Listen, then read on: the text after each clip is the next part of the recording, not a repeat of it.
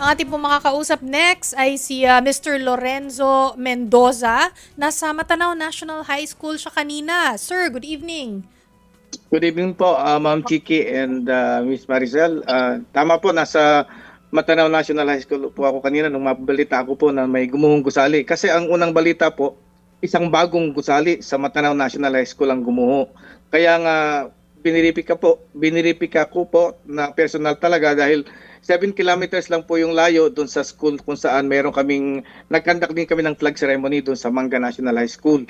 Kaya agad-agad pinuntahan ko yung Matanao National High School at nakausap ko po yung principal, nandun din po yung kanilang mayor at saka vice mayor at saka yung provincial director ng PNP at ng regional director din.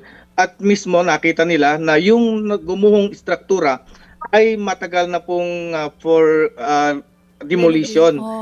Anon pong ginanap yung pagre-repair nung 2023-2024 after nga nung lindol nung 2019 kung saan gumuho ang malaking parte ng paaralan. Hindi po talaga napasukan yun ng mga estudyante at yung inirelocate po sila sa likod ng elementary school at doon po nagklase yung high school, junior at saka senior high school ng Matanao National High School. Noon pong 2023-2024 ay in-repair po siya ng DepEd at hindi po isinali itong gumuhong building kasi nga nakita na nila na talagang kung sa struktura ay hindi na talaga ito pwedeng i-repair. Kaya noong 2024, November po, bumalik yung Matanao National High School. Doon yung mga estudyante at mga guro ng Matanao National High School ay bumalik doon sa kanilang paaralan na tapos nang i-repair yung 56 plus na classrooms na hindi kasali yung gumuho kanina. So para po sa kalaman ng lahat, paglilinaw po at mula po sa personal na pagpunta ko nga po doon, yun pong gumuhong gusali ay lumang gusali na po at for renovation na po talaga. Malinaw po. In fact po nakabakod na siya, may mga warning signs na. Kung makikita po natin yun, may nakabakod na po siya, may mga warning signs na po. At yung katabi niyang building, yun po yung isa sa mga na-repair. At yung gym na nandyan po, nakikita natin, bagong-bago po yung ginawa.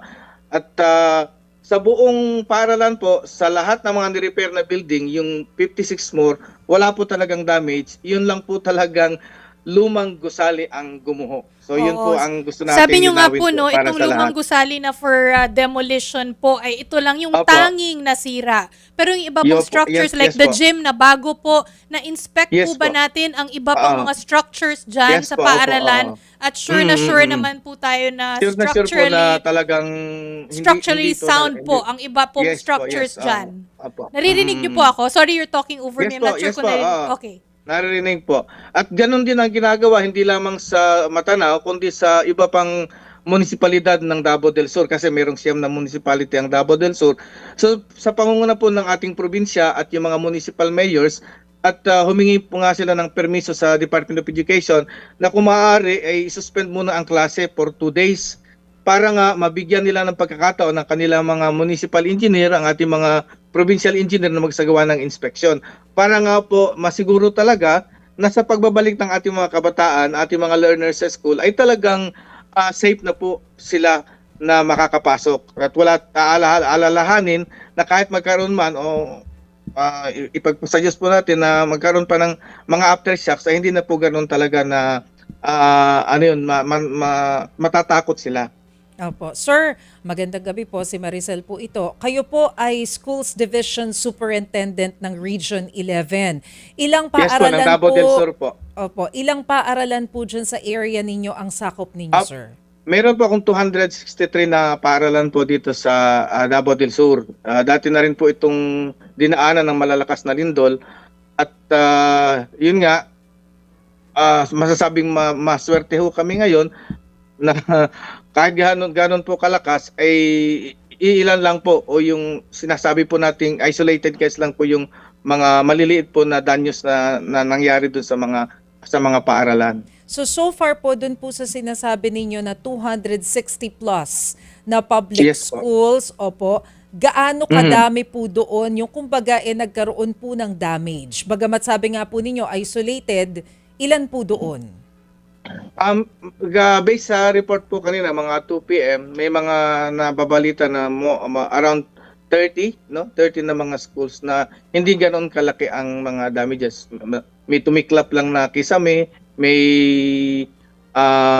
mga anong tawag diyan, yung mga hollow blocks na anong tawag diyan, parang medyo naiba nung posisyon, pero kung susumahin po natin, hindi po talaga masasabi na delikado po yung mga nangyari. Kaya lang, sinisiguro talaga po natin na may inspection po yon, hindi lamang ng mga municipal, provincial engineer, pati na rin po ng sariling engineering group ng Department of Education, kung saan meron din po tayong mga naka-assign po dyan.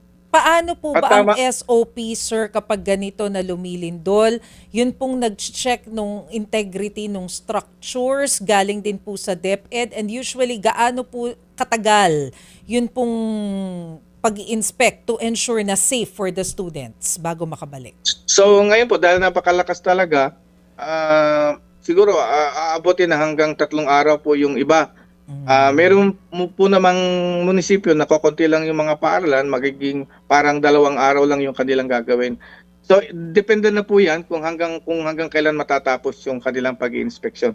Kasi sinisiguro po talaga natin na ligtas po talaga yung ating mga estudyante. Lalong-lalo na nga po at halos taon-taon ay laging dinadalaw tayo ng mga malalakas na lindol dito sa Division of Davao del Sur.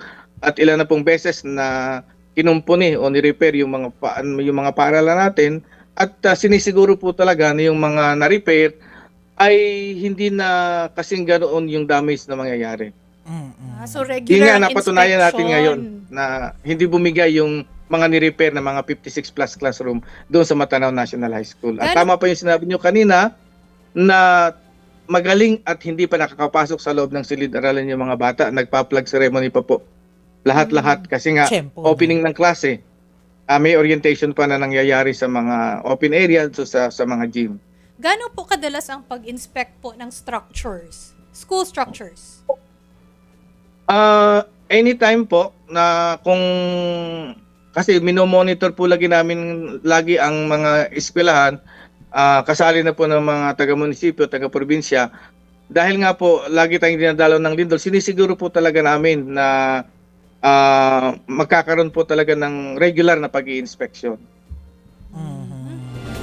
Alright. Sige po, maraming salamat po sa inyo, Sir Lorenzo Mendoza. Ingat po kayo dyan, sir. Sige po, thank you po.